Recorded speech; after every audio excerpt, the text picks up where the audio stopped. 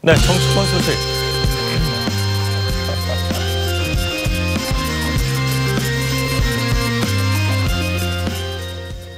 정치권 소식 명쾌하게 짚어보겠습니다. 조선일보 정치부 최승현 차장 나와 있습니다. 안녕하십니까? 안녕하십니까? 반갑습니다. 자, 어제 이 폭우가 많이 쏟아졌는데 광화문 광장에서는요, 전국의 소상공인들이 모여서 최저임금 인상에 항의하는 집회를 가졌습니다. 야당의 정치인들도 모습을 보였는데요. 과연 야당 정치인들 어떤 얘기를 했는지 한번 들어보시죠. 여러분들의 상품이 여러분들 함성에 묻혀서 저 청와대에 전달될 때까지 저희 자유한국당이 여러분들과 같이 하겠습니다. 감사합니다. 최저임금을 위반한 소상공인 자영업자가 아니라 이렇게 사태를 만든 문재인 정부가 책임져야 합니다.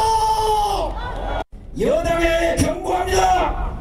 현장에 답이 있습니다. 나와서 경청해야 합니다. 자, 150여 개의 협회와 단체, 이 소상공인들이 하루 장사를 접으면서까지 비가 오는데도 불구하고 3시간 넘게 한 거는 이유 단 한 가지 때문이죠. 그렇습니다. 이 최저임금 인상, 이것 때문에 굉장히 큰 피해를 보고 있다라고 생각하고 있기 때문인데요. 예. 자, 지금 이제 어저께는 비가 왔는데도 이제 참가율이 떨어질 거란 예상이 있었는데, 그렇죠. 주최 측 추산이 3만 명. 경찰 추산 1만 5천 명이 광화문 광장을 가득 메웠습니다. 어제 광화문 근처에 계신 분들은 보셨겠지만 이들은 2년간 29% 인상된 최저임금 인상에 항의하는 의미로 집회 날짜도 29일로 정했는데 정부는 최저임금 인상 후에 소상공인에 대한 지원책을 잇따라 내놓았지만 소상공인들은 현재 실망감을 드러내고 있는 상황입니다. 일단 2019년도 최저임금위원회 소상공인을 포함시켜달라. 이 사용자 측이 50%인 상황에서 그러니까 이것이 지금 첫 번째 요구사항이고 두 번째가 최저임금법을 전면 재검토해달라. 그다음에 세 번째가 최저임금을 사업장 규모나 업종의 특성에 따라 그러니까 말하자면 소상공인들처럼 좀 이렇게 작은 업장들에는 뭔가 이제 좀 차등 적용해달라 이런 주장을 하고 있는데 거기에 대해서 이제 이 외식업계 같은 경우에는 김영란법, 부정청탁 금지법에 따른 식사비 한도 이런 부분들을 상향 조정해달라고 요구를 하고 있는데 정부가 요지부동인 상황이라서 이렇게 사실은 집단적으로 집회 같은 걸 하게 되면 하루 장사를 못함으로써 그렇죠. 굉장히 큰 피해를 보게 되는 이런 소상공인들이 직접 조직화에 나서게 된 상황입니다. 소상공인들 입장에서 이런 요구를 내걸고 있지만 사실 정부 입장에서 받아들이기가 쉽지가 않을 것 같고 또 만약 받아들이면 일부 혼란이 있을 수도 있는 부분들이 있기 때문에 정부 입장에서는 아직까지는 전혀 어떤 반응을 보이지 않고 있습니다. 자, 어제 집회에 참석한 야당 인사들도요 목소리를 냈습니다. 정부의 최저임금 비판하면서 협공을 하는 그런 모습인데요. 문 대통령은 흔들림 없이 소득주도 성장 정책 강행하겠다 이렇게 입장을 밝혔습니다. 정책 수정 검토 가능성 거의 없다고 봐도 되겠죠. 네, 앵커님 말씀하신 것처럼 요지부동 지금 현재로서는 없다고 봐야 될 것 같습니다. 그리고 최근에 문재인 대통령이나 장하성 정책실장이 최저임금 인상을 위시한 소득주도 성장을 흔들림 없이 추진해 나가겠다 이렇게 얘기한 걸로 봐서는 전혀 이 정책 기조를 바꿀 생각이 없는 상황이고요. 아마도 지금 여권, 청와대를 비롯한 민주당에서는 이 부분에서 후퇴를 하게 되면 정권의 기세가 꺾인다. 이런 판단을 하고 야당의 공격의 빌미를 줄 수 없다.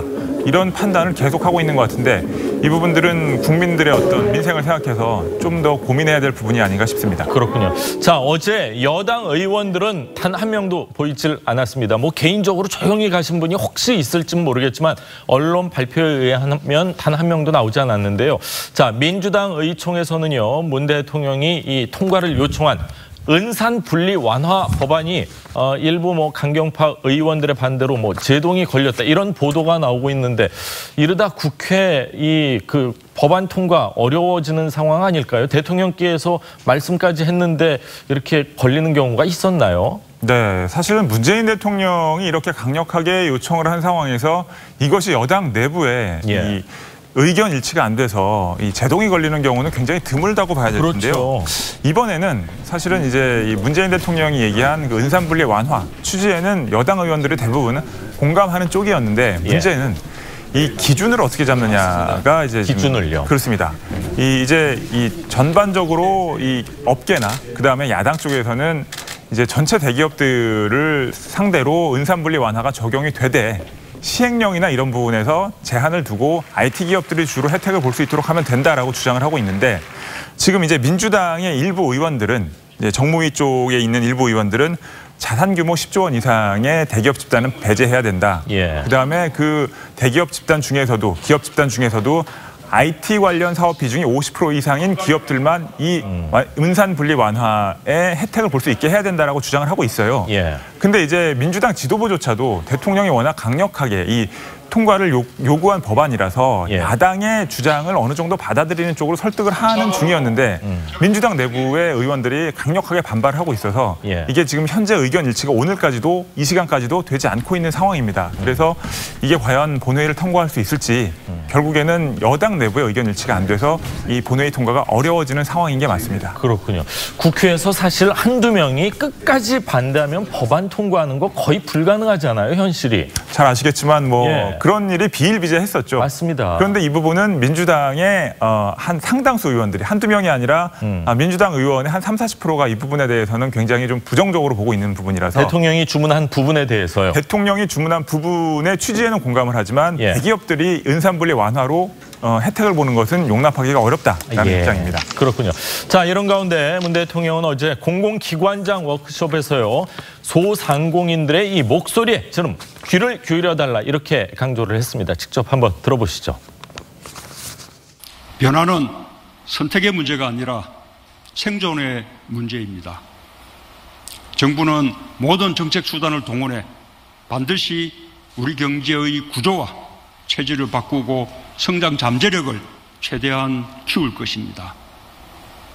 한편 경제 구조 전환의 과정에서 소상공인과 영세 자영업자, 청년층이 많은 고통을 겪고 있습니다. 현장의 목소리에 더욱 귀 기울여 국민들이 어려움을 겪지 않도록 앞장서 주시기 바랍니다. 자, 대통령은 오늘은 일자리 창출을 위해서 시도지사들과 간담회를 가질 예정인데 사실 뭐 시도지사가 뭐 고용을 확 늘릴 수 있는 그런 자리는 아니잖아요. 맞습니다. 예. 네. 그래서 뭐 오늘 뭐 시도지사들과 만남을 한다고 해도 어떤 뾰족한 결과가 나오기는 어렵지 않겠느냐. 예. 좀 부정적으로 보고 있습니다. 결국에는 문재인 대통령이 일자리를 강조를 해왔지만 지금까지 나온 것은 공공부문 일자리를 좀 늘리는 것에 이제 그쳤다라는 지적들이 많이 나오고 있잖아요. 그렇죠. 사실 시도지사들을 만나도 공공부문 일자리 외에는 또 없죠. 다른 대책이 나오기가 어려운 상황이라서 예. 뭐 일단 오늘 이 상견례를 가지는 자리, 오늘 이제 일자리 관련해서 서로 얘기를 하는 자리는 페이스북과 TV를 통해 생중계를 되는데 예. 거기서 문재인 대통령이 공공부문뿐 아니라 뭐 다른 일반 지방의 어떤 기업계들까지 기업계들을 향해서도 영향을 미칠 수 있는 어떤 대책을 내놓을지는 조금 봐야 될 것 같습니다. 그렇군요. 사업하시는 분들의 마음을 조금만 달래주고 그러면은 일자리 창출에도 확실히 도움이 되지 않을까 이런 뭐 그렇죠. 개인적인 생각을 좀 해봤습니다. 자, 다음 이야기를 좀 하겠습니다. 민주당의 이해찬 신임 당대표가요. 어제 보수의 심장이다 이렇게 하는 구미에서 취임 첫 번째 현장 최고위원회의를 가졌습니다. 이 대표가 무슨 얘기를 했을까요? 직접 들어보시죠. 민생 경제를 살리는데 좌우가 없고 동서의 구분도 있을 수가 없습니다.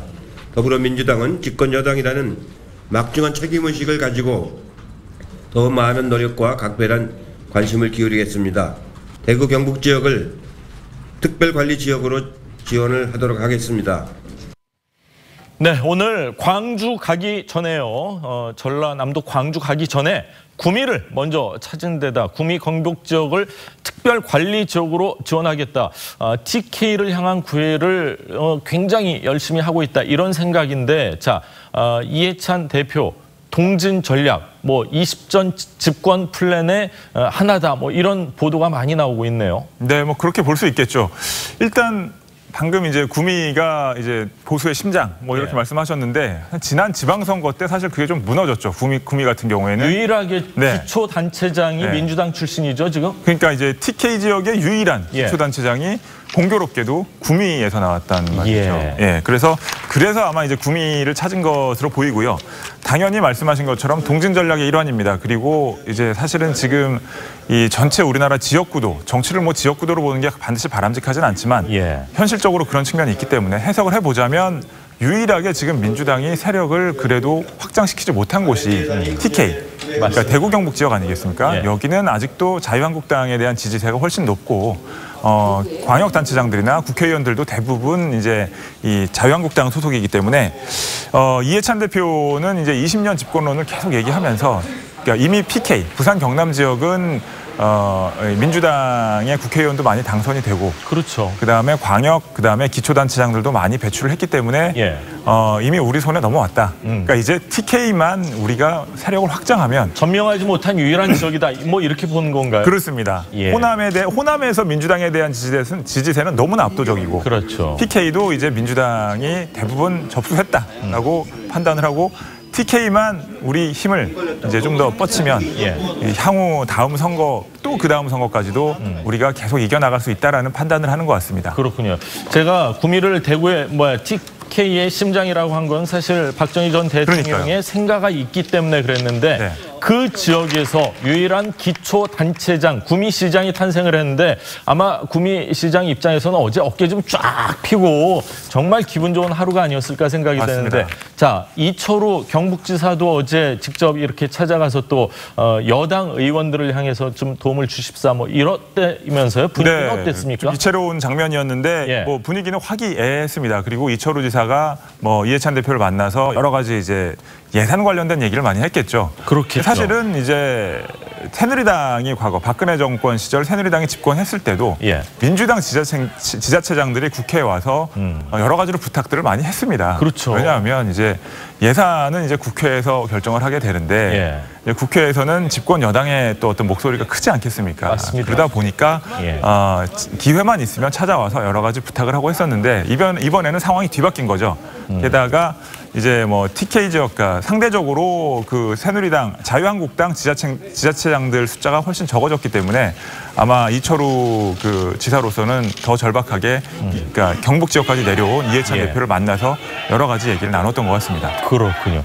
자, 이해찬 대표 취임 첫 주 이승만, 박정희 전 대통령의 묘역을 시작으로 그야말로 광폭 행보를 보여주고 있고 처음으로 열리는 이제 지방에서 열리는 최고위원회를 구미에서 하고 굉장히 어떻게 보면은 보통 이 정치에 관심이 많은 분들이 생각했던 그런 행보는 아니거든요. 그렇죠. 정치권에서는 진짜 확 변하는 건가 아니면은 일단은 이런 행보를 보여서 정말 말 그대로 20년 집권 플랜 잡겠다는 그런 의지로 봐야 될까요?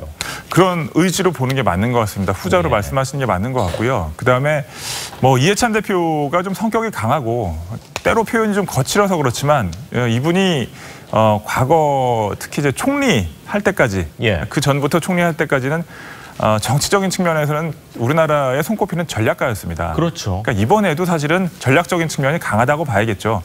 그래서 이제 20년 집권을 위한 어떤 발판을 다진다는 차원에서 이승만, 박정희 전 대통령 묘역도 참배를 하고 그다음에 이른바 보수의 심장이라고 할 수 있는 박정희 전 대통령의 고향까지 찾아가서 거기서 첫 번째 최고위원회를 열고 뭐 이런 것들을 보면 이제 이 민주당의 외연을 확장하는 그런 차원이라고 볼 수 있을 것인데요.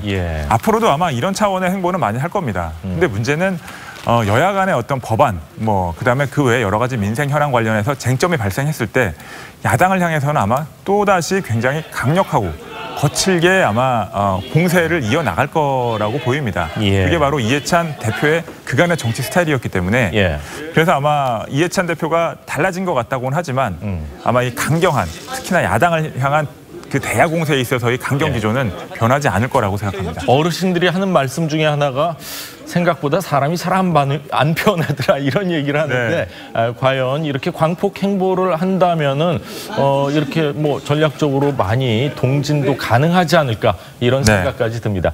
자, 다음 이야기를 좀 하겠습니다. 다음 달에요. 미국에서 귀국하는 홍준표 전 대표 페이스북에 좀 글을 올리기 시작한 것 같습니다. 네. 요즘 페이스북에 글을 올리는 빈도가 점점 좀 잦아지시는 것 같은데요. 아마 이제 다음 달 15일 들어온다고 하셨기 때문에 그래서 좀 더 적극적으로 국내 정치 현안에 목소리를 내고 있는 것 같습니다. 자, 여기 나오고 있지만 정치판은 프레임 전쟁입니다. 앞으로 총선 때는 연방제 통일 프레임이 등장할 수도 있습니다. 연방제 통일 프레임은 사실은 보수 진영에서는 굉장히 경계하고 있는 그런 부분이잖아요. 그래서 우리가 만든 프레임으로 다시 시작해야 합니다. 라고 얘기를 했습니다. 아까 말씀드렸지만 홍준표 전 대표는 이제 추석을 앞둔 다음 달 15일 귀국해서 뭐 여러 가지 해석들이 있지만 아마도 그 국내 정치 현장에 복귀할 가능성이 높습니다. 자, 홍준표 대표 뭐 귀국이 얼마 남지가 않았는데 뭐 일각에서는 뭐 제명을 해야 된다. 뭐 또 당대표 출마하려는 거 아니냐. 막아야 된다. 그러는데 현실적으로 김병준 비대위원장이 제명을 한다거나 당대표 출마를 막을 만한 그런 권한이나 힘이 있는 겁니까? 권한이나 힘도 없다고 봐야 되고요. 그러니까 힘은 모르겠지만 어쨌든 권한이나 명분이 없습니다. 제명을 할 명분은 없다. 그러니까요. 지난 대선에 어쨌든 이 당의 후보였던 사람이고 그다음에 지방선거에서 패배를 했다고는 하지만 그리고 뭐 거친 표현들로 좀 논란을 많이 일으켰다고는 하지만 그것 때문에 제명을 하기는 쉽지는 않은 상황이고요. 그렇죠. 그리고 이제 홍준표 전 대표는 이제 이 국내 정치에 복귀를 하면서 아마 전당대회에 도전을 염두에 두고 있는 게 사실일 겁니다. 그러니까 이제 이런 부분들이 이 경계를 이제 김병준 위원장으로 하여금 경계심을 갖게 만드는 부분인데 제가 봤을 때는 김병준 위원장하고 홍준표 전 대표가 충돌할 가능성은 상당히 있습니다. 왜냐하면 홍준표 전 대표가 지방선거 전에 물러나기 전에 이미 지역의 당협위원회라고 하죠. 한국당 같은 경우에는 당협위원장에 자기 사람들을 많이 배치를 해놨는데 이것이 김병준 위원장이 분명히 그 지역까지도 당협위원회 조직까지도 정비를 하겠다고 했기 때문에 이 부분들을 아마 손을 대려고 할 거거든요. 근데 이 부분이 이런 작업들이 실제로 들어가게 되면 홍준표 전 대표의 성격상 도저히 가만히 있을 수 없을 것이고 권력 투쟁의 어떤 발단이 그때부터 시작이 될 것 같습니다. 그렇군요. 원외에서 이렇게 어떤 정치 활동을 한다는 게 대한민국 현실에서 굉장히 어려운데 맞습니다. 혹시 김병준 비대위원장 체제에서 가을에 있을 재보궐선거에서 공천을 받을 가능성은 희박하다고 봐야 될까요? 그럴 가능성은 아직은 좀 쉽지 않을 것 같습니다.